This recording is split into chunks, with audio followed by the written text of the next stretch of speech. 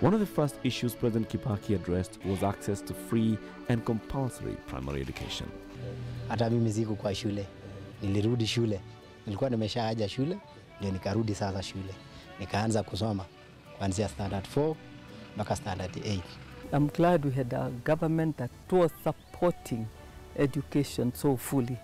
Don't forget that since independence, Kenyans had been very interested in education, so much so that even during the colonial times, some communities had established their own schools. The cost of education in Kenya had been identified as a great hindrance to access of many children. There was the issue of preference of boys. When parents had to make a choice, then invariably they chose boys to go to school and not the girls. A stakeholders conference drafted the new education strategy that was premised on a sector-wide approach. The country has over the years made significant strides in the development of education sector, which has recorded rapid expansion from primary level up to the university level with a corresponding increase in enrollments. Tunahitaji katika Kenya nzima watoto wasome wote. Sio tu primary. Primary siku hizi ni kitu kidogo. Primary hapana masomo. Hiyo ni mwanzo tu, mtoto anaanza kusoma primary basi. Hiyo wewe hapa ulipokuwa bado kusoma, ulifikiri mtu akisoma primary amesoma. Hapana. Hiyo ni kazi ya mtoto. Anasaidiwa asome hiyo. Just of course. Masomo yanaanza wakati ameingia high school. I remember Saitoti and I coming to State House to say half of the year is gone, money is spent. It was spent, in fact, during the elections. What do we do about it? You looked me straight in the eye and told me, David, I've made you Minister for Finance. Go and look for the money.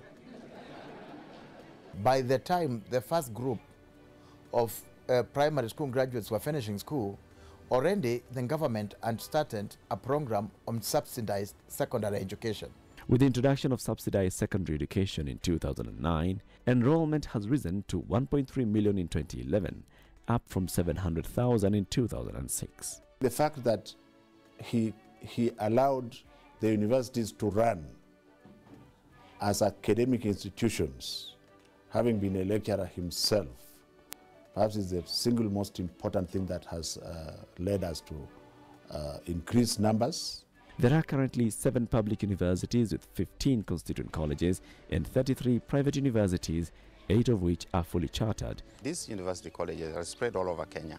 He has also taken into account the marginalized areas which had been forgotten before. Universities and higher education in general cannot excel and go far without research. It's really the key component of higher education. And the president knows this, and one way that he has supported this is the support the government has given to the National Council for Science and Technology. They have been given more money, and as a result, we are able to see more publications, among the lecturers. We are able to see more funded research proposals, and this is what is going to drive higher education and hence the economy.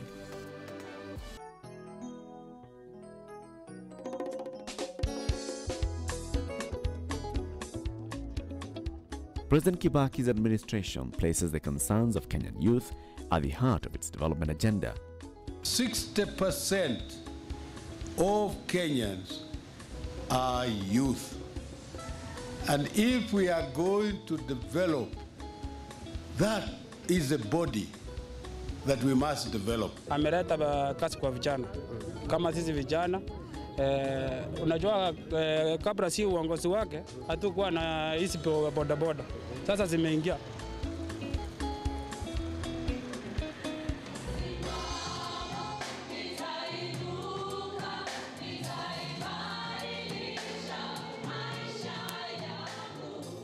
Women Enterprise Development Fund was introduced in the 2007-2008 financial year to provide support to women entrepreneurs. Tumeweka tayari pesa ile ya kusaidia akina mama kufanya biashara yao vizuri na kufanya kazi yao nzuri zile wanataka, na pesa hizo zitakuwa nyingi kama zile tuliletea akina youth.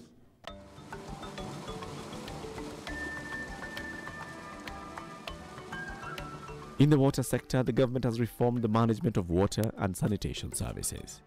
Today, 65% of the Kenyan people have access to piped water compared to 38% 10 years ago. Major efforts have also been made in water conservation. The major water towers are being rehabilitated and future generations are assured of this valuable resource. Tree cover has improved from 2% to 6% in 2012.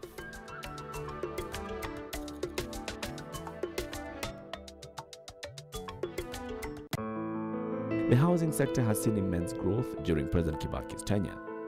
Affordable housing for Kenyans has therefore been one of the government's key focus areas. For the first time in over 30 years, civil servants are beneficiaries of homes which they own. The National Housing Corporation continues to develop homes for the low and middle income groups in the country in order to bridge the housing deficit. One of his administration's major concerns over the last 10 years is the upgrading of slums, a project the government is undertaking in the major slums of Nairobi. Several private real estate firms are engaged in the development of commercial and residential properties, yielding the biggest building boom since the country's independence.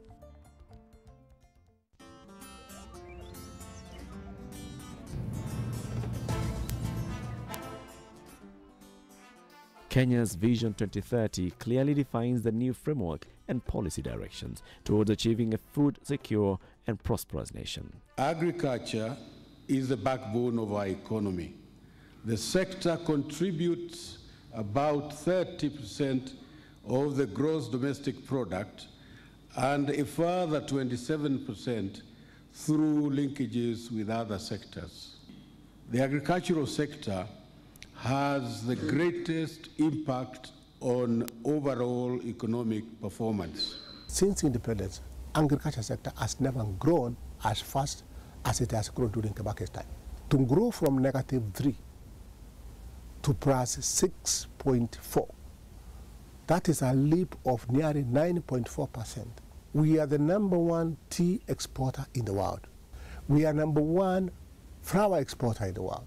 You would like to see everybody practice farming as a business. You would like to see us move away completely from thinking of agriculture as a subsistence enterprise to a commercial, economically viable business. A lot of money was pumped into KCC Eldoret, around 110 million. We revived a big dryer that is doing 100,000 liters of milk every day. And that gave the farmers a lot of hope, a lot of future. Even the youth are now so much involved in the dairy industry. Kazi ametufanyia kwa upande wa maziwa ni mzuri. Tunaona tunalipa mzuri. Hatuna wakati imejelewa. Kuna mwezi imeruka kwa mwezi ingine. Na tunaona ni furaha sauri tunaweza kupanga. Innovation has always played a role in Kenya. The country is today home of some of the world's most important ICT innovations. It's going to have a big impact in terms of improving productivity in every sector, from agriculture to healthcare to education. In healthcare, for example, we are working on digitizing practically every record, every patient record. What this happens is that soon we would improve the processes in all hospitals and cut the cost. We estimate we can cut up to 40% of the cost of the healthcare cost, meaning we can now plow back to ensuring that every Kenyan has insurance, or every Kenyan can access healthcare. This is what IT can do. Kenyan internet users have grown from 2 million 5 years ago to 15 million today. John Mwai, the CEO and founder of the Virtual City Group of companies, is one of Kenya's emerging IT entrepreneurs. He is the winner of the $1 million 2010 Nokia Growth Economy Challenge. If you look at the environment for us in the ICT sector in the last 10 years compared to the previous 10 years, it's almost unimaginable what the difference is. And a lot of that has to do with the infrastructure that was put in place, whether you're talking about the fiber cables or you're talking about the telcos, mobile networks going all the way beyond the cities into the rural areas. That infrastructure has enabled us to be able to set up our businesses and offer services in the market. His winning application is now changing the lives of thousands of tea farmers all over Kenya. The iHub is a place that many startup incubators and information technologies have emerged. In the past 3 or 4 years, all the awards, $1 million wins, have come to Kenya because we have given access to technology. And the kids now and the youth are developing these new applications which have changed the world. M-Pesa is a worldwide brand now. Statistics show that 4 billion shillings passes across mobile money platforms in Kenya daily. Konza, a completely new city being built on 5,000 acres and is due to be complete by 2018. Konza is a great opportunity for businesses and investors.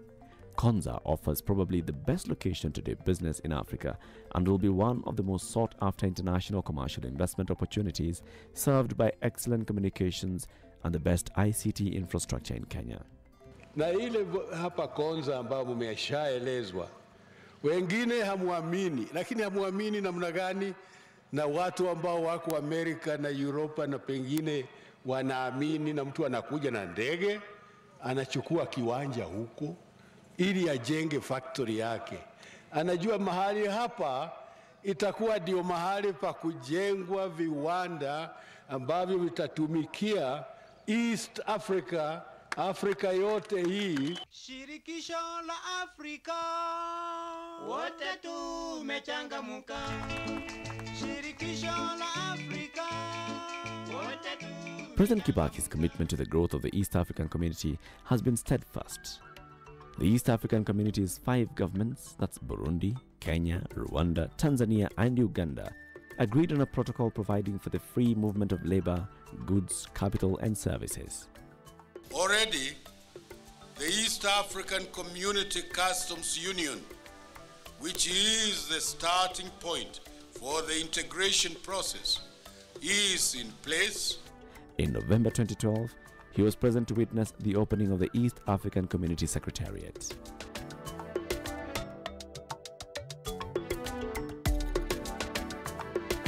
In the health sector, the government continues to enhance health services. Investment in the sector includes expansion of the health infrastructure, modernizing of technology, and rationalizing systems such as digitizing medical records, provision of free medicines for tuberculosis, HIV/AIDS, and distributing over 20 million mosquito nets. The government is also working on a health program that will ensure every Kenyan has access to free health care. At least kila sub-location unaweza kupata kwamba kuna health center, kuna dispensary mahali fulani. HIV/AIDS transmission rates have declined, and the government has facilitated the provision of antiretroviral drugs. 10 years ago, only 10,000 Kenyans had access to life-saving ARV drugs compared to the current 500,000.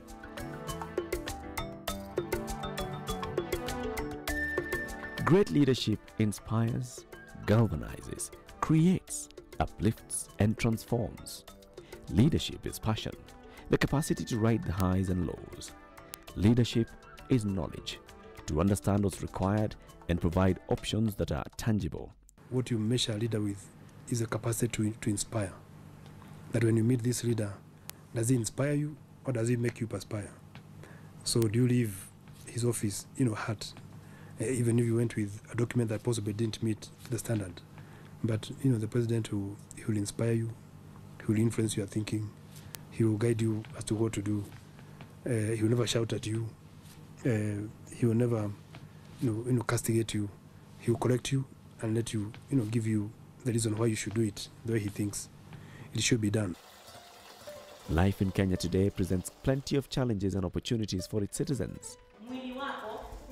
Going to school, getting a job, marrying, setting up, and furnishing a home, educating the children.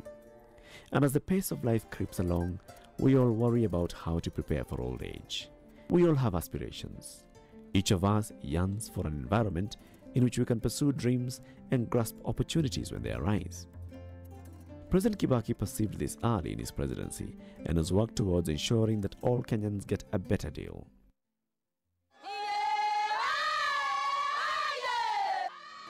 Mama Lucy Kibaki has played the role of mother of the nation, traveling through rural Kenya, listening, empathizing, encouraging, and acting on issues affecting women and children and communities. Kazi yangu ni kuokoa wasichana wale wanafukuzwa kwa ukuta kama hao ili waelimike kama wavulana. Mizizi ya elimu ni michungu, lakini matunda yake ni matamu. The foundation to move Kenya into a middle-income country by 2030 has been firmly laid. In the current 1.45 trillion shilling budget, President Kibaki's government has set aside 123.6 billion shillings for roads and another 79.9 billion shillings for energy. The issue of infrastructure, even within Vision 2030, it's quite clear that it's a cross-cutting foundational issue that creates now the foundation for the economy to begin to develop. And so his focus on infrastructure was actually right on track, in the sense that it is a foundation where other aspects of development can now kick in. Public transport in and around the Nairobi metropolitan region has been characterized by congestion, accidents and delays, with the country losing up to 50 million shillings daily. There was need to rethink and create a viable option. The mass transit system comprises of bus, rapid transport and light rail. The implementation of the mass transit system has started with the development of the Jomo Kenyatta International Airport, Syokimau City Center light rail line. This project is about changing that, transforming that. And so with the other stations coming around the city of Nairobi, more and more citizens will be able to access rail transport, providing them with an alternative that is, in my view, more cost-effective and time-effective, comfortable, safe and reliable.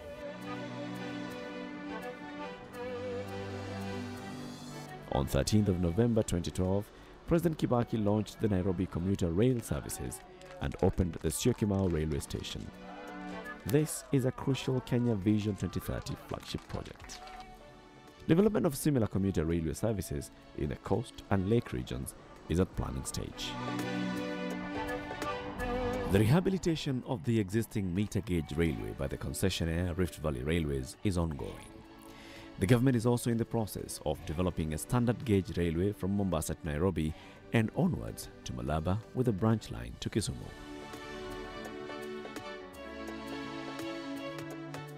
The economic growth of any country is largely influenced by the status of its road infrastructure. Construction of the Dongo Kundu bypass in Mombasa will ease congestion between Mombasa and the south coast by creating a free-flowing traffic link to this economically important tourist destination and the Kwale region. Thika Superhighway, the 10-lane, 50-kilometer stretch of road from Nairobi to Thika, is one of Kenya Vision 2030's flagship projects. This road links the main commercial centers of Isiolo, Marsabit, Moyale, and Mandera to Nairobi. Thika Road was a game changer in this ministry, and I believe for this government. It is the first big project that was conceived in this ministry, designed and implemented and completed within 4 years. It was a transformational project. People can see what it means to have a good road from Nairobi to Mombasa. That you can drive your car knowing that your car will arrive in Nairobi without any damage. When the road from Isiolo to Merire was opened, when they saw the first tarmac, they were kissing the tarmac and crying In fact, when the president launched the construction of the Marsabit Turbi, some of the people who spoke during the opening were so emotional that they nearly shed tears. Yeye kama ni 100 nitapatia 100% because yeye aliwacha maneno yake yote kwa akatumikia wa Kenya kuwasaidia barabara, ma district karibu, ma dispensaries, ma health centers. Hiyo tumeona kama yeye mwenyewe anastahili. Kama ingelikuwa ni uwezo yangu ningerudisha yeye akalie hii kiti tena. Since independence, Kenya's urban development took place close to its only railway line and main trunk road from the sea. 70% of the country was therefore marginalized and left out of its development. The LAPSSET project, in as far as Kenya is concerned, has a major objective being the opening up of a hitherto marginalized area and introducing social and economic activity in that particular area. To do this, however, it was, I think, important to try and identify synergies with our neighbors, and to have seen that groundbreaking happen earlier this year, in which he brought in not just Kenya, but his neighbors, the Ethiopian Prime Minister, the late Meles Zenawi, the South Sudan President, President Salva Kiir Mayardit, to jointly start the LAPSSET project. I think we'll see in the next 5, 10, 15 years a significant and dramatic change in what was hitherto a marginalized part of this country. Once the project is fully operational, it will open Kenya's second gateway to the Eastern African and Great Lakes region, establish a reliable access to the sea for northeastern parts of Kenya, South Sudan and Ethiopia. The role of the railways is actually to provide that efficient connection from the port of Lamu all the way until Moyale, Addis Ababa, and then crossing into South Sudan. And in fact, that railway is intended to form a land bridge, finally, across Africa, from Lamu all the way until the western coast of Africa. LAPSSET is a critical project because its completion, its logical conclusion, by the connection of the two oceans, Indian and Atlantic via the land bridge, will result now in placing us right dead center in the middle of global trade and increase that. And what does that mean? Jobs and all the socio-economic development that this country, this region and Africa needs. This will, when completed, reshape international shipping, international trade. Once we complete Lamu Port, ships will be able to discharge cargo at the port of Lamu. And in a few days, using standard gauge fast trains, we will be able to get that cargo to Douala Port and all the way to the US.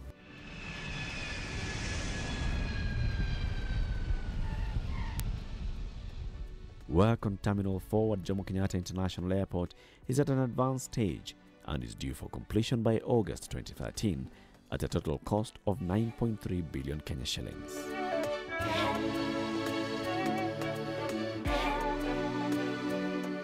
Landing ya ndege iko. Upgrading of the Kisumu Airport to an international airport was launched in September 2008.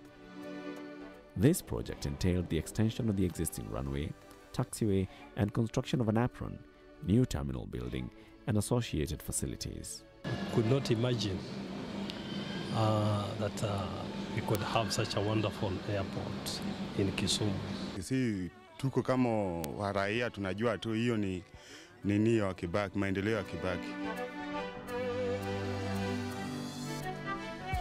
Energy is one of the key important catalysts of economic growth. In order to achieve the goal set in the Kenya Vision 2030 strategy, the development and expansion of the energy sector is therefore critical. Small business people engage in wealth-generating activities, children get the opportunity to study with clean energy, rural health facilities provide better healthcare services, industries operate at more cost-effective levels, and homes turn into places where dreams are built and enjoyed. The nationwide grid expansion through the Rural Electrification Authority has been consistent and efficient, taking electricity to the remotest parts of the country. Rural areas, mahali stima zingeweza kuingia. Wakati tunaongea mtu ni kukosa nakosa pesa za kuingiza, lakini stima zimeingia mpaka kule rural areas. Kenya's national power grid is now 115 megawatts richer, following the completion of the electricity generation plant at Kipevu in Mombasa. The Olkaria project will be the largest geothermal power plant in Africa. The Lake Turkana wind power project, located near Lake Turkana, will add an additional 30% to Kenya's current total installed power. Kenya is on the verge of joining the League of Oil-Producing Countries. In March 2012, the United Kingdom oil explorer Tullow Oil plc found substantial oil deposits in Turkana County at a well named Ngamia 1. There have also been discoveries of natural gas in the Lamu Basin. These discoveries will ease the current fuel inflation that has thrived as a result of a huge oil import bill. Kenyan people look forward to the forecasted leaps and bounds towards enjoying life in a middle-income economy.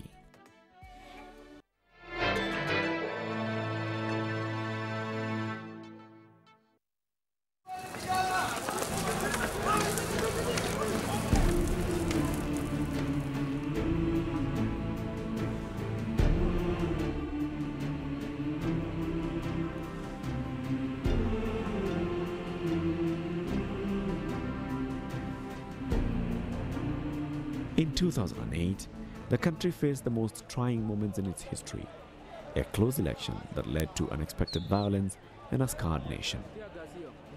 A disorganized electoral commission and immediate misunderstandings that followed the election drove the country to its lowest levels since independence.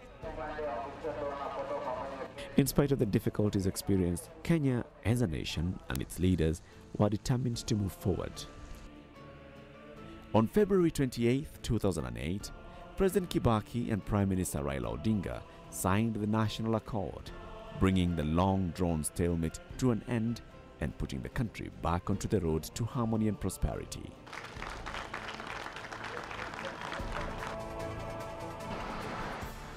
The positive growth path continues as a result of a consistent drive on the part of the government to deliver the Kenya Vision 2030 objectives, and also as a result of the hard-working citizens keen to see their country flourish. He has been the central figure, the central inspiration of whatever we have achieved in the last 10 years under his presidency. Hata kama yuko kazini na staff, tunaendelea kumshukuru na tunaiga mfano wake. Tungemwongezea muda, lakini kwa vile katiba haituruhusu sisi, ndio sababu tunasema kwa kazi yake kwa miaka 5 imetufanya sisi vijana kupata at least risk ya kuchimutu kimaisha. Let him pray for us so that whoever succeed follows his shoes. The struggle for constitutional reforms had its roots in the desire to correct the deficiencies in the governance framework of the country. Mr. Kibaki had told Kenyans that he was going to give them a constitution. We would get a new constitution on his watch. He was not going to go back on his word. The process began afresh, and now we had the committee of experts. Unlike the bombers grouping, this was now a grouping of experts. Against a lot of pressure, particularly from the church, saying that we needed to slow down the process of the referendum so that some issues could be resolved. And he said that moment could not be lost, because once we lost it, there was no guarantee that we would ever regain that moment. So his personal leadership really is what gave us the Constitution.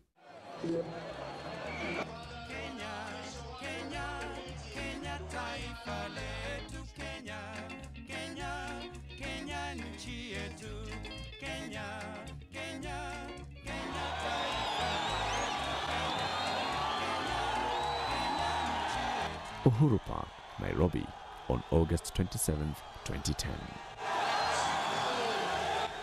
A special day for all Kenyans, wherever they were. Those who could make it to Uhuru Park were elated. They were here to witness Mwai Kibaki, Kenya's third president, receive the new constitution of Kenya, following 20 years of failed attempts at constitutional reform.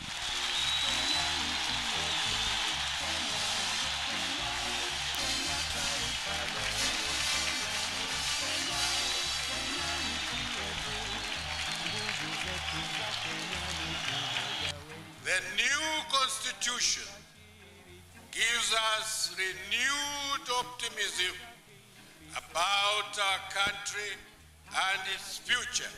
This new beginning must mark the end of shallow political partisanship and herald the start of mature competition among political parties.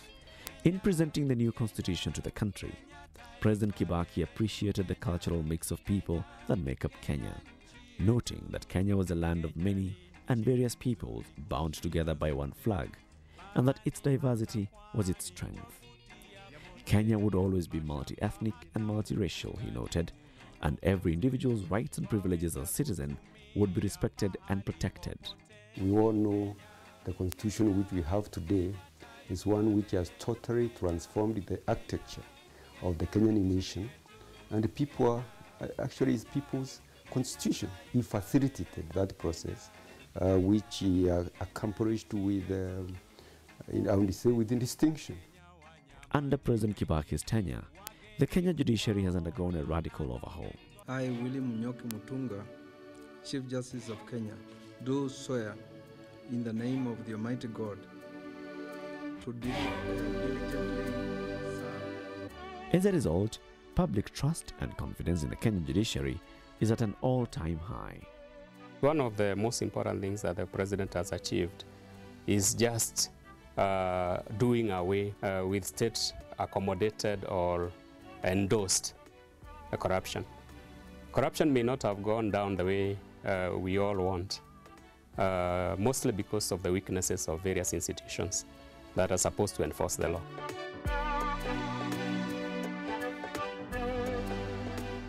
In terms of expanding the democratic space, it is across the board. It is not just in political terms. We have got about 65 political parties, but it's not about that.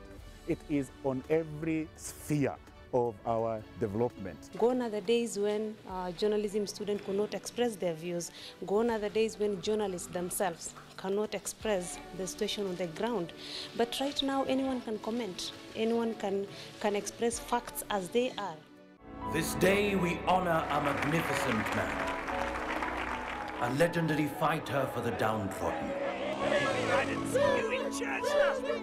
My pride and joy is to see the unchurched in church. Just stay. A saint in our lifetime.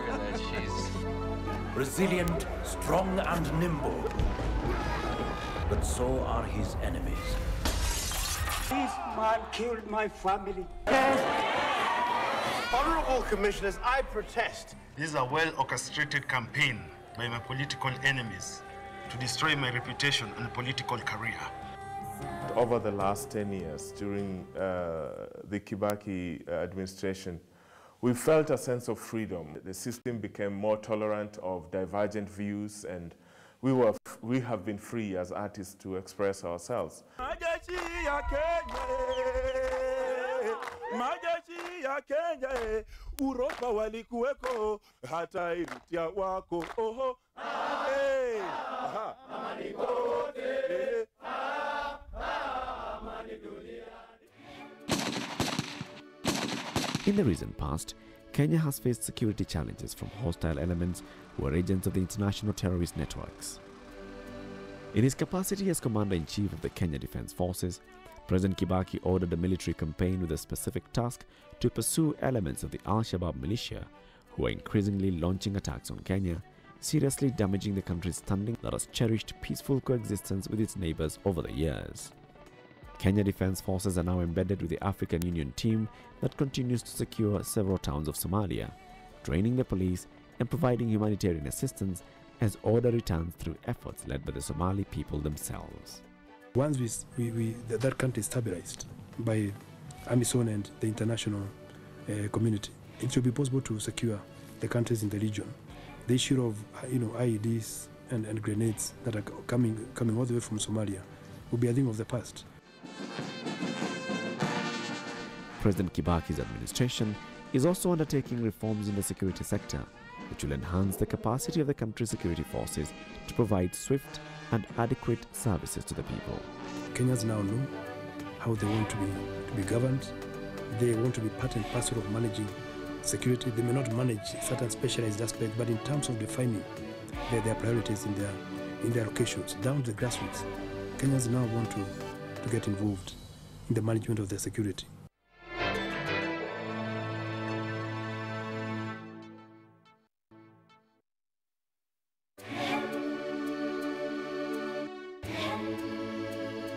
On 12th December 2012, 10 years after assuming office, President Kibaki presided over his last Jamhuri Day celebrations as President of the Republic of Kenya.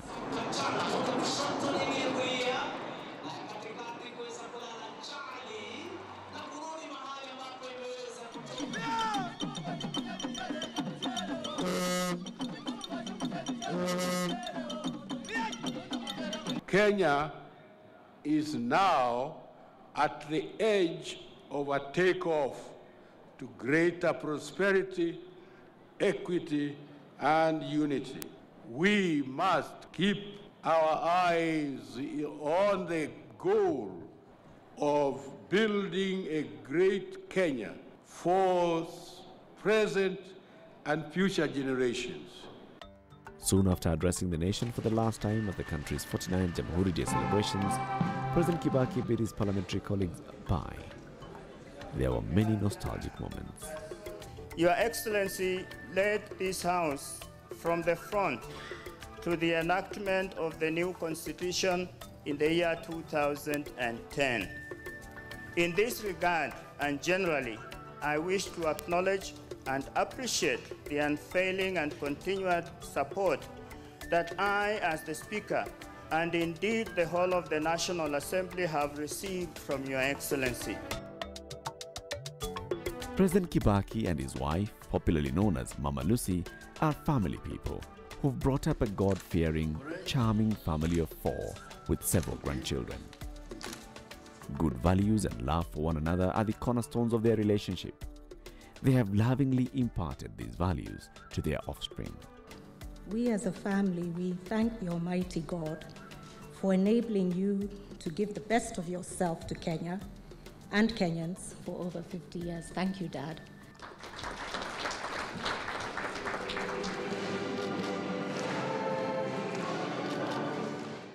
President Kibaki is a man of faith.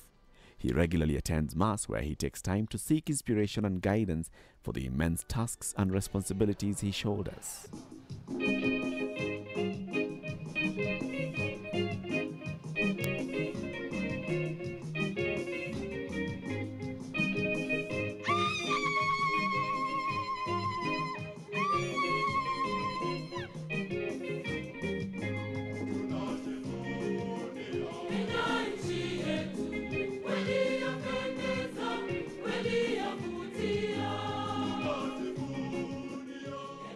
Kenya is a beautiful country.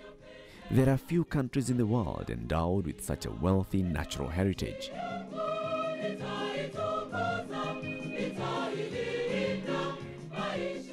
We are just beginning to understand how rich and blessed we are as a country.